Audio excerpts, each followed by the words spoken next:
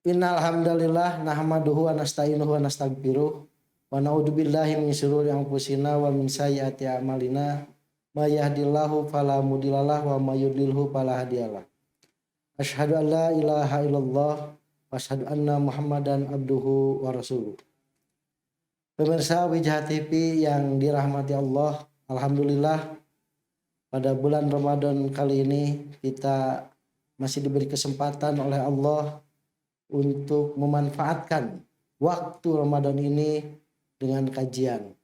Alhamdulillah, tema yang akan saya bahas pada kesempatan kali ini adalah tentang kenapa dinamai tahun Hijriah. Pemirsa Wijah TV yang dirahmati Allah,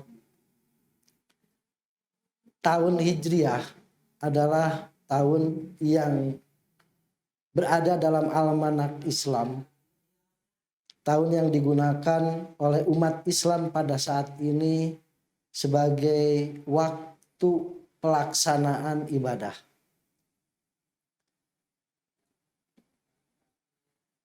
Dulu waktu zaman Nabi SAW, bulan itu sudah ada, nama-nama bulan sudah ada, tapi belum ada perhitungan tahunnya. Sebagaimana Allah Subhanahu wa taala berfirman dalam surat At-Taubah ayat 36.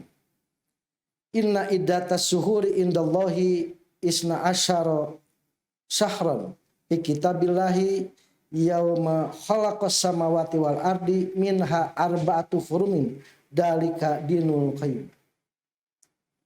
Sesungguhnya bilangan bulan pada sisi Allah ialah 12 bulan.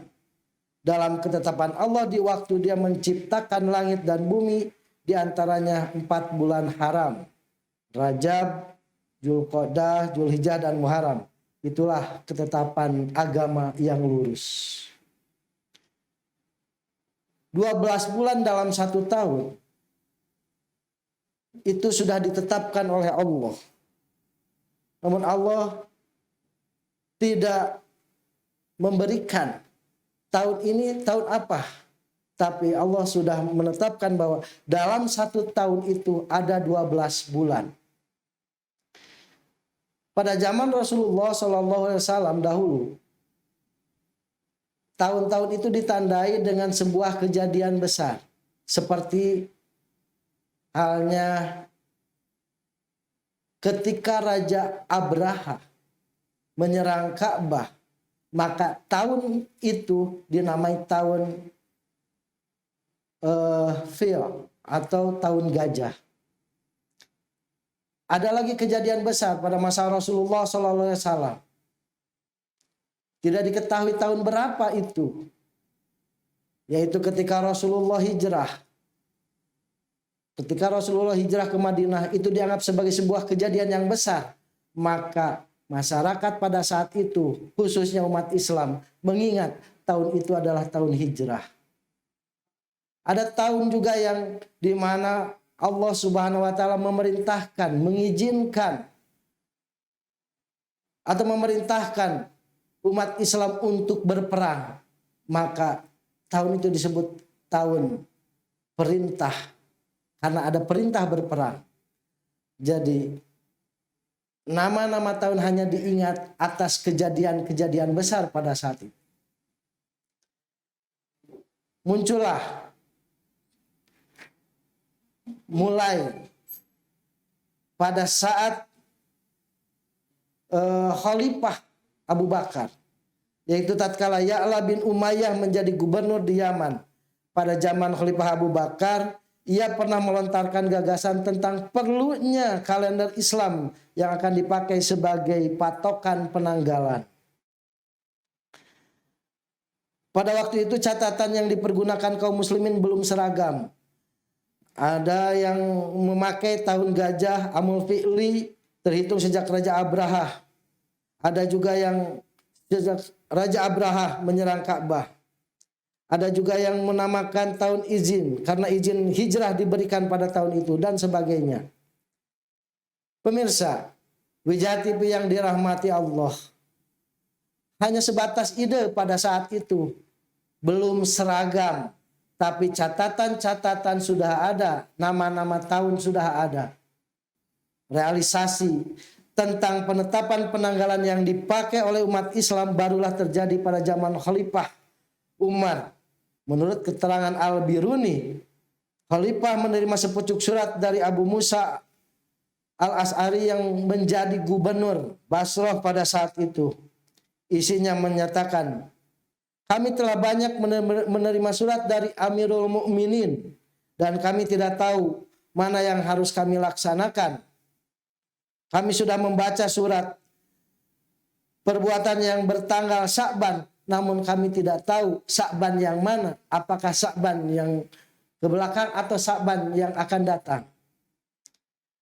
Rupanya surat Abu Musa dirasakan oleh Khalifah Umar sebagai sindiran halus tentang perlunya ditetapkan satu penanggalan, kalender atau almanak yang seragam yang dipergunakan sebagai tanggal baik di kalangan pemerintahan maupun untuk keperluan umum. Untuk menetapkan momentum apa yang sebaiknya dipergunakan dalam menentukan permulaan tahun Islam itu, Khalifah mengadakan musyawarah dengan semua ulama, para tokoh, para sahabat pada saat itu. Dalam pertemuan itu ada 4 usul yang dikemukakan, yaitu yang pertama usulnya dihitung dari kelahiran Nabi Muhammad SAW.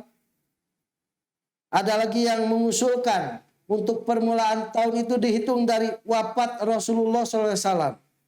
Ada lagi yang mengusulkan dihitung dari hari Rasulullah menerima wahyu pertama di Gua Hiro yang merupakan awal dari risalah kenabian. Yang terakhir inilah usul dari Ali bin Abi Thalib. Sahabat Ali bin Abi Thalib mengusulkan bahwa permulaan tahun itu dihitung mulai dari tanggal dan bulan Rasulullah melakukan hijrah dari Mekah ke Madinah. Singkat cerita, dalam musyawarah itu Khalifah Umar bin Khattab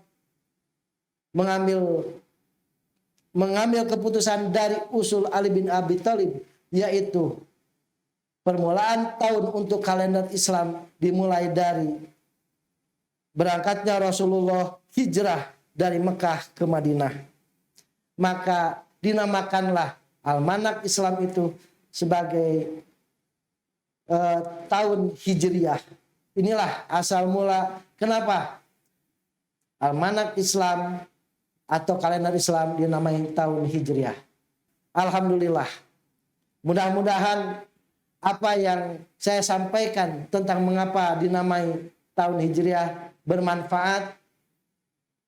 Mudah-mudahan Allah Subhanahu wa taala menjadikan apa yang kita lakukan semua ini menjadi amal soleh. Demikian yang dapat saya sampaikan.